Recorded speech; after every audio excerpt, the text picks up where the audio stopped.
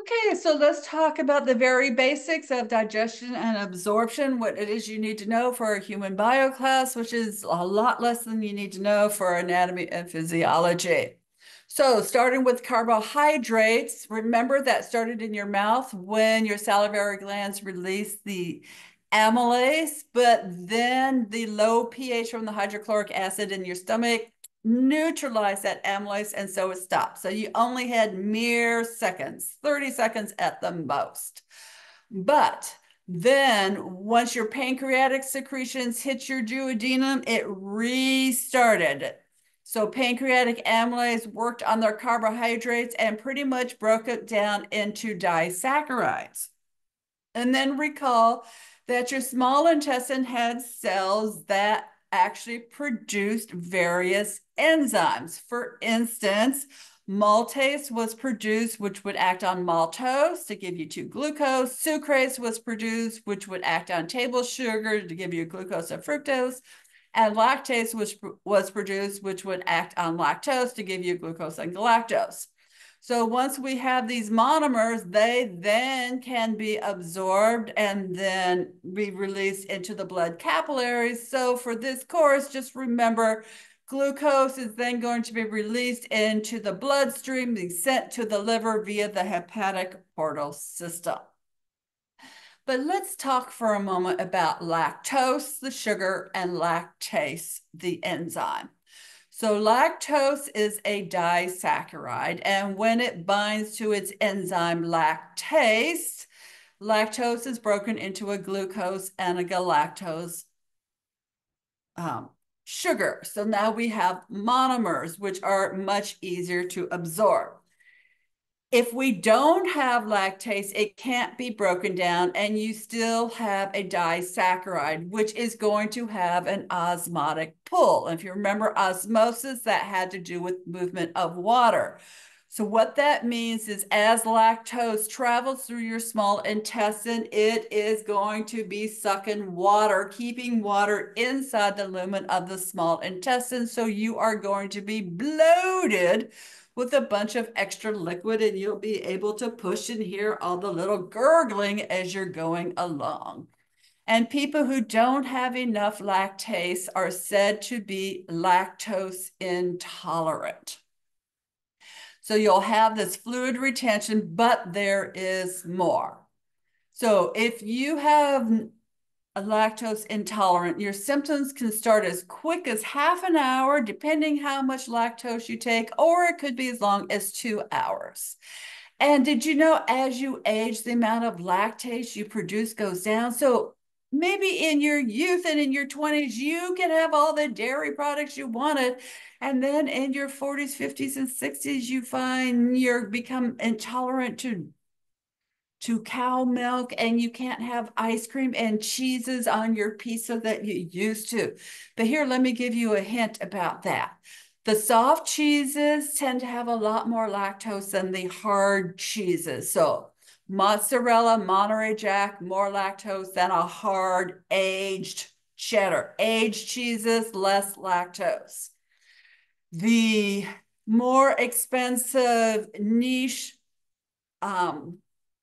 ice creams where you can read the ingredients and understand them, a lot more lactose than the ice creams where you read them and it's all chemicals. Lactose is all gone on those. So what happens is if you have lactose because you don't have lactase, when that lactose hits your large intestine, don't forget you have a house band in your large intestine. And those bacteria now think they are at a Vegas buffet, and they are going to start eating that lactose, and they produce gas. So not only do you have liquid, you now have gas bubbles. And yes, so you're going to have wet farts. Not the day to be wearing white. I'll just leave it at that. If you do want dairy products, remember you can take lactase drops, or you can have lactose-free milk or lactose-free cheeses. All those products are out there for you. Also look at what type of ethnic foods you are eating. France, the country of more than 100 cheeses. Okay, don't eat French food if you're lactose intolerant. United States and Australia, very low incidence of lactose intolerance unless you are a Native American or you are an Australian Aborigine. Central and South American, much higher incidence of lactose intolerance. Africa, South Africa, a higher incidence of lactose intolerance than Central Africa. If we look at Asia, China, Japan, Asian populations, have you ever noticed there's no dairy and cheese in any of their foods?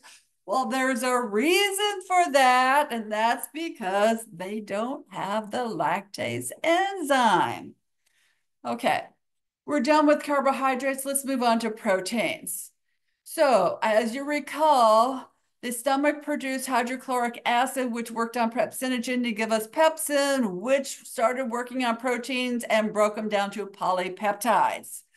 And now in the small intestine, we had enzymes that broke the polypeptides down into peptides. And then we threw in more inactive proteases from pancreatic juices. And when activated, they took those peptides and made them into amino acids. And so the amino acids can then be absorbed by the small intestine cells and be released by them into blood capillaries, where they will travel to the liver through the hepatic portal system. So that's fairly straightforward as well.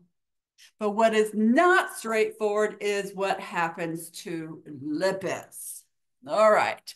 So nothing is going to happen to lipids until after bile enters in the duodenum, because it's the bile salts in the bile that is going to emulsify, in other words, mechanically digest our fat globules and make them smaller. And then it's the lipase from the pancreatic juices that will start chemically digesting them and bringing it down into fatty acids and glycerol. And I know you're thinking, oh, great, now those small intestine cells will absorb the fatty acids. And I'm going, yeah, but it's not so simple, because unlike the amino acids and the simple sugars, the lipids, the fatty acids, have to be transformed. So here's what's going to happen.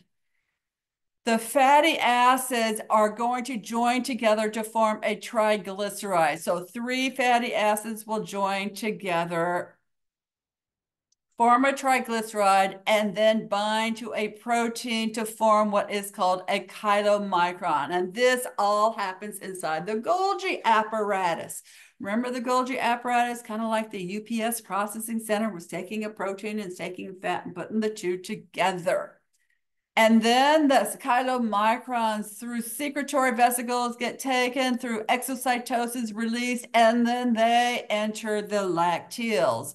And then from the lacteals are in the lymphatic system, get carried all the way up here before they are dumped back into the bloodstream and dumped into the right atrium. So lipids finally do get back into the bloodstream, but it is a complicated process to get there. Last thing we need to talk about are nucleic acids. So while they're in the stomach with that gastric chyme, that low pH, the DNA, the RNA is going to start breaking up into big pieces.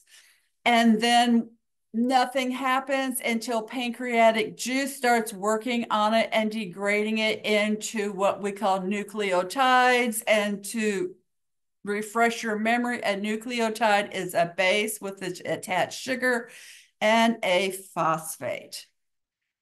Then in pancreatic, that was from pancreatic juice. Then the small intestine makes enzymes, and one enzyme works on nucleotides and will separate the phosphate off of the nucleotide, which leaves us with a nucleoside, which is just the base and the sugar. And other small intestine cells have an enzyme which breaks down the nucleoside into the base and the ribose sugar. And so now all the parts of the nucleic acid have been broken down and they're ready to be reused to make new nucleic acids for whatever transcription translation you need.